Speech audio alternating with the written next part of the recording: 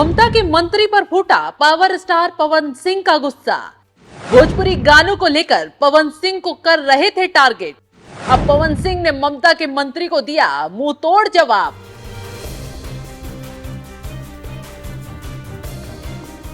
नमस्कार, आप देख रहे हैं एनएमएफ न्यूज में आपके साथ शबनम।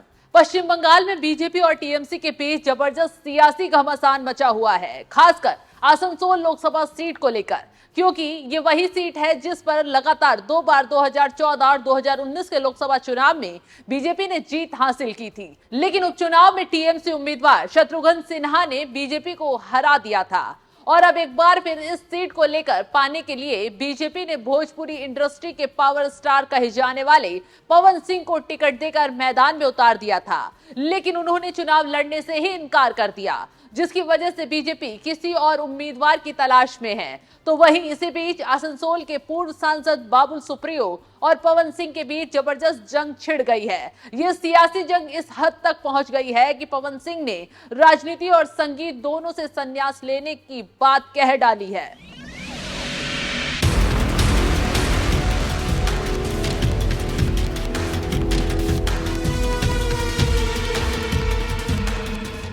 दरअसल भोजपुरी स्टार पवन सिंह को बीजेपी ने आसनसोल लोकसभा सीट से टिकट दिया था, जिसके बाद से ही ममता बनर्जी की पार्टी टीएमसी पवन सिंह के गाने को लेकर लगातार उन्हें निशाना बना रही थी। आसनसोल से पूर्व सांसद और ममता सरकार में मंत्री बाबुल सुप्रियो ने तो पवन सिंह पर जोरदार हमला बोलते हुए यहां तक आरोप लगा दिया था कि मेरे मन में उनके लिए एक कलाकार के रूप में कुछ भी नहीं है, लेकिन विशेष रूप से एक व्यक्ति के वीडियो और फिल्मों में बंगाली महिलाओं को निशाना बनाया जाता है। क्या बीजेपी ऐसे किसी व्यक्ति को आसनसोल से मैदान में उतार सकती है?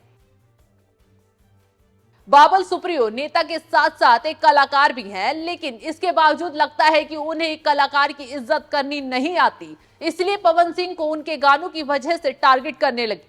बस यही बात पवन सिंह के दिल पर लग गई, इसलिए न चाहते हुए भी उन्होंने बाबुल सुप्रियो की इस बार जमकर क्लास लगा दी।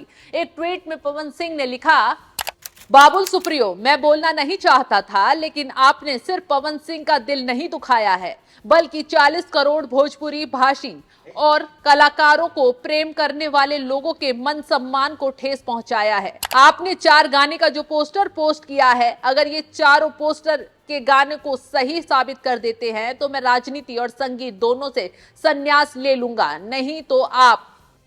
बाबुल सुप्रियो आज भले ही पवन सिंह को उनके गानों की वजह से टारगेट करने में लगे हुए हों, लेकिन ये बात शायद वो भूल गए कि एक वक्त ऐसा भी था जब आसनसोल सीट से चुनाव जीतने के लिए उन्हें पवन सिंह का सहारा लेना पड़ा था। ये बात बाबुल सुप्रियो भले ही भूल गए हों, लेकिन पवन सिंह नहीं भूले, इसलिए उन्होंने बाबुल सुप्रियो को चैलेंज देने के साथ साथ ही 2019 की वो वीडियो भी पोस्ट की, जिसमें खुद बाबुल सुप्रियो माला पहनाकर पवन सिंह का स्वागत कर रहे हैं।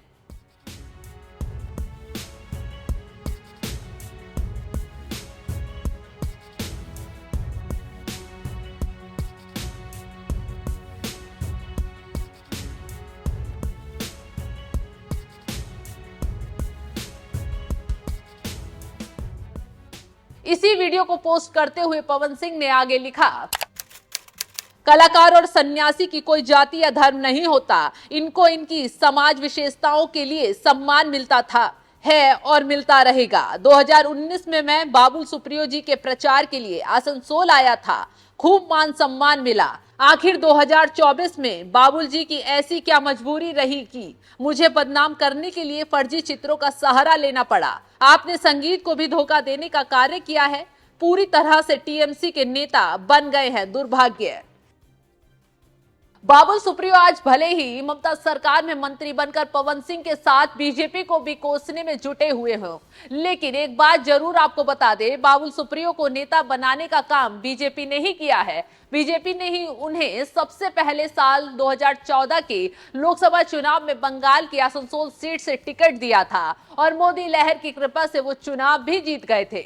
उनके खिलाफ 13 उम्मीदवार चुनाव लड़े थे, लेकिन उसके बावजूद बाबुल सुप्रियो को नहीं कोई हरा पाया और मोदी लहर की वजह से 4,19,000 से भी ज्यादा वोट पाकर जीत हासिल की थी। इतना ही नहीं, साल 2019 के लोकसभा चुनाव में भी बीजेपी ने उन्हें आसनसोल सीट से दोबारा मौका दिया और इस बार प्रचंड मोदी लहर के दम पर 6,33,000 से भी ज्यादा वोट पाकर जीत हासिल की, जिसका उन्हें इनाम भी मिला। पीएम मोदी ने उन्हें अपनी सरकार में मंत्री बनाया, लेकिन उसके बावजूद बाबुल सुप्रियो ने मोदी को ही धोखा दे दिया और ममता की पार्टी में जाकर उनकी सरकार में मंत्री बन गए। यानी 2 बार मोदी लहर की कृपा से जीतने वाले बाबुल सुप्रियो आज उसी बीजेपी के नेता पवन सिंह को आंख दिखा रहे हैं। तो वहीं इस बार पवन सिंह ने भी उन्हें नहीं बख्शा, मुंहतोड़ जवाब दे दिया। तो वहीं कुछ ही दिनों पहले एक ट्वीट भी किया गया था, जिसमें उन्होंने लिखा, मैं अपने समाज, जनता, जनार्दन और मां से किया हुआ वादा पूरा करने के लिए चुनाव लड़ूंगा।